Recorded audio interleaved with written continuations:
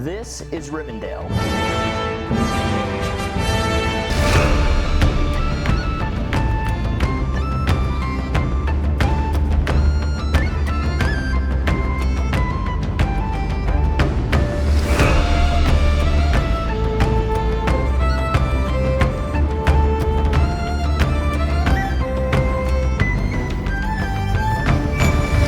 One of the most anticipated sets of the year, and quite frankly, my favorite set LEGO has ever made. But why is that, you may ask? With over 20 new basic elements and a boatload of printed things and 15 minifigures and 6,167 pieces, this baby only comes in for $500. LEGO is gonna go bankrupt by offering such a great deal, and I'm not joking at this point. This is just incredible. And the 15 minifigure count, well, guess what? That isn't even including the statues you get in the set. But I gotta calm down, let's start. Many people will say that the roof tiles are going to be the hardest thing in this set, and honestly, fellas, I don't think so. So the roof was pretty easy. They even show you like a little hack basically that you can use, and you get a plate, like a 1x10 plate, and then you can like straighten out the tiles, and you know, it's not that bad. However, this tree here, fellas, this tree, Technic galore, and I'm not a big Technic fan at all, but after copious amounts of caffeine, listening to the Lord of the Rings soundtrack on loop, and a couple of sleepless nights, I got the job done, and I am just so happy with this set. Starting at the base of the first section, we have a beautiful olive green and dark tan color scheme that is present throughout the model. And then we get introduced to our first new element, which is this fern piece, which is used over 34 times throughout the model. It's this nice, like, kind of rubbery texture kind of thing. It's like just bendable. It's bendable just a bit, but not too much. And that is present throughout all of Rivendell as well, and it's just this beautiful olive green, dark tan combo. It just really sets off, and it's really just nice base colors for the building to lay on. You're gonna hear me talk about love because I love Rivendell, and I should preface this, I am a huge Lord of the Rings fan, so I might be slightly biased. We have the base of the tower, which is just the tower. Chef's kiss. It's just amazing. This tower is amazing. But anyway, I'm getting ahead of myself here. So we have this beautiful, beautiful castle-y, medieval, but also elegant in a way. It's nature. It's more, it has a combination between nature and man, and it screams elves to me, and it's just beautiful. But anyway, you have a nice combination of masonry bricks, and then we have what's called snot, and I'm not talking about the stuff that comes out of your nose. I know you're thinking that right now, but it stands for studs not on top. You get a modified brick, and you can place a brick on top of that, and you change the plane of, instead of stacking bricks up, you stack bricks sideways. But anyway, that is used a lot in this set, and there's a lot of advanced building techniques in this set, so this is not for the faint of heart. You have these beautiful sand green roof, and there's just this ornate detailing that is just throughout this tower, and it's just so, there's all these little tiny gaps, which is not bad. They're tiny enough to where it just sets off this medieval, but also very elegant at the same time. It's just incredible. And then also we have these statues here, which you can see is present in the actual movie, and it's just so movie accurate. It's really incredible detail here. This beautiful sand green and white handrail, which is just incredible as well. And then these beautiful, elegant, unique nature organic arches, which are just incredible and just flow up the side of the wall. Just beautiful, beautiful technique. Then they use the candle piece, which they use this a ton in this set to really just thin all these lines and just make it so small. I mean, it's just, there's so much detail, and this is almost like the detail of mega constructs at this point. Moving on in the interior, we have a beautiful bookshelf which has a ton of different colors representing all kinds of different books where the elves can study and learn. It has a table / lounge bed. I'm not exactly sure what this is, but your elves will make it what they want. Moving up onto the second story of the tower, oh fellas, we have Bilbo's bedroom where he is present in the movie, and you can recreate so many different scenes. It is just Very, very cool. But, and then there's a chest over there that has the mithril coat, which is awesome, and then also Sting the sword, and this is just so iconic and so great. Honestly, it almost brought a tear to my eyes to see this detailed, encapsulated, and then his desk as well, of course, and chair where he is finishing up. There and back again, a Hobbit's Tale, which is just incredible. Moving on to the Council of Elrond, we have a beautiful place where you can place all of the Fellowship, where the foundation of the Fellowship started, and then you have this little table that has the ring on it, which there is a clever detail in here, but we'll get to that in a second. The hot dog piece, and yeah, they recolored it, I believe, and it is now in as a part of the chair. And then also the popsicle stick is part of the chair too. So how they did this chair was really unique and incredible. We have this nice printed mosaic almost feel to the bottom where the ring table is, and then these roots coming out of the tree just really selling that this is Rivendell. How the tiles flow through the printing of the set and just meshing all together is just truly, truly awesome. The tree is built of a mixture, snot technique, but also regular building techniques, as well as these tree parts, which are just so elegant in its design, and then capped off by this beautiful orange and yellow autumn kind of feel, and then also a little bits of green as well. Coming along this nice little walkway bridge, you have some of the leaves that are falling off. This little front section, which is an outjut of the actual building, which is ornately detailed with 1x1 aqua bricks, as well as again those candle pieces, which just elegantly form this beautiful structure. And then we go up to more sand green, and I just love sand green, okay? I love sand green. The detail under the ring. Did you say the ring? No? Oh no, you said it. Hiram, this isn't the time. Oh, I think it is. Look, I'm in the middle of something. Could you, like, go away? Well, I guess you don't want to know about the new Lord of the Rings set, do you? I do. No, I want to hear about it. No. Moments passed.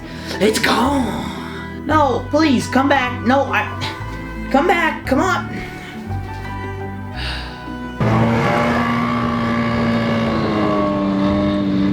If you lift up the whole council, that includes the tree, then you will see the Eye of Sauron. Yes, that's right, my friends. The Eye of Sauron is there. And at first, I wasn't really sure what this was, and then I saw a short about it, and I was like, oh, that's what it was. Okay, very, very cool. In the gazebo section, the elven bread, I believe it's like lapis bread.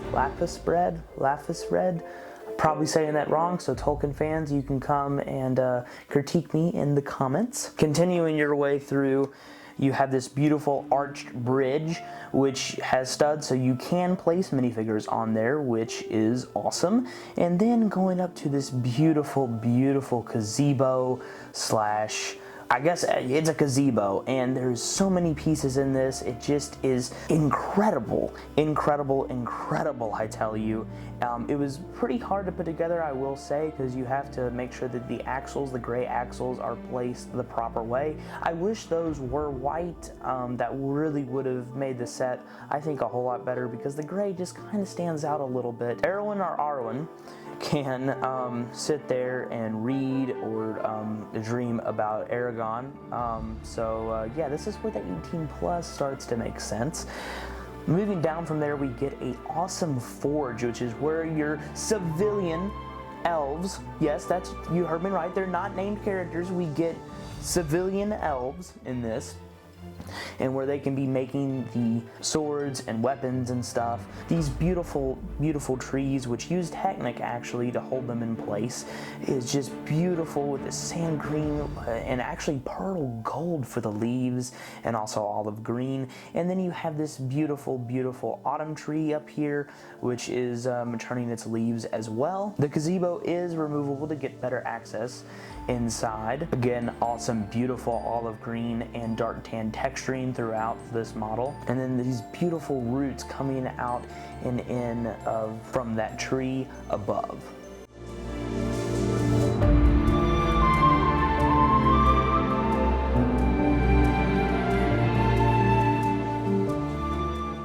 a dark green cape and Sam with a sand blue cape. Awesome printing, which really encapsulates the feel of these two characters. But the coolest thing about all the hobbits is the dual molded mini legs, which is dark brown and then nougat at the bottom, which is incredible. There's of course back printing and then also alternate faces. Next up is Pippin and Merry, which are incredible, and again sporting those dual molded mini legs. There's a nice scarf around Pippin and a beautiful under vest for Merry. One of my favorite figs here, we have Gandalf with a nice wizard staff. Nothing much has changed. It could have been a new mold for that, but they've already went really far with a lot of the weapons that they've chosen to add. A new cape, which is interesting to say the least. His skirt piece for the bottom, for the robes, there's back printing on those robes as well. And now there is an option to make a figure that previously could not sit down because of either their skirt piece or the mini legs. You get modified headlight bricks, and then they include a 1x1 nougat plate, and you can make them look like they're sitting down. And for Gandalf you get slopes and a modified brick, make it look like they're sitting down. Legolas, of course, has his bow and has dual molded legs and printed. Arwen has a beautiful white dress. There's a glossy finish there, which is beautiful. And then her necklace, the necklace she gives to Aragorn. Elrond is this beautiful dark red robe, which is present in the movie, and then that headdress as well. Really nice printing. And then for our civilian elves, the woman is tons and tons of detailing there with this just kind of silvery bits all throughout, which is just kind of sparkles in the light. He just has that printing on the top of his torso. Flipping everybody around will reveal that the woman has another side face and also has that continuing all that silvery bits. The elves utilize a new head mold, which really sell that these are elves. Moving on to the dwarves, Gimli has a beautifully detailed helmet which has printing all over the place, which is nice to see. And Gloin, which is a new figure, very excited about Gloin. He has awesome white beard and hair, which beautifully represents him, and then they give him the child legs instead of the mini legs, so the dwarves are actually slightly taller than the hobbits, and then the humans are taller than the dwarves, which is just, it's awesome.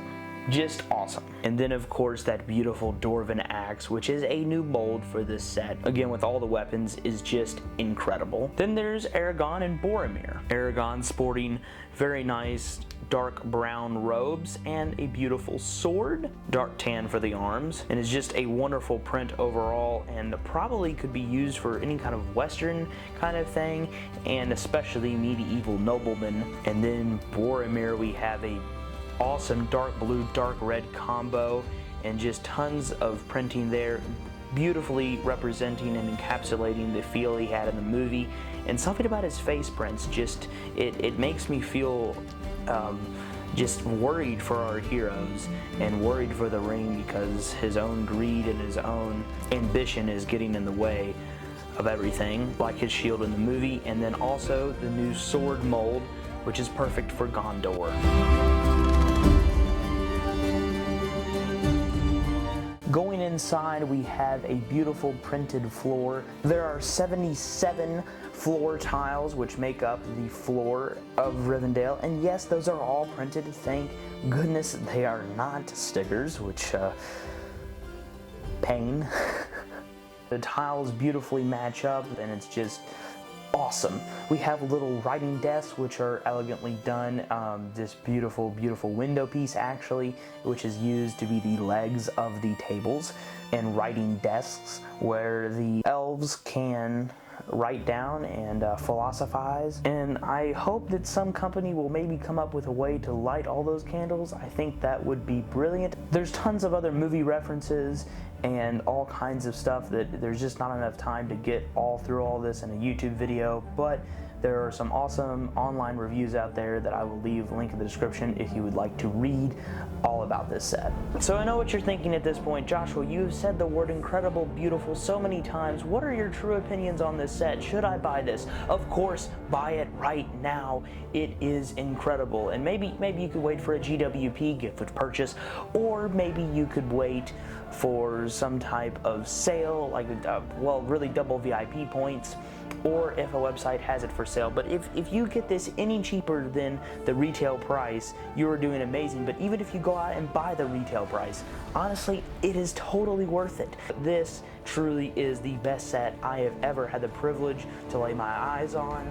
It is just incredible. If you would like to support me, you can go over and check out Brickafit minifigures and subscribe. See you on the next one.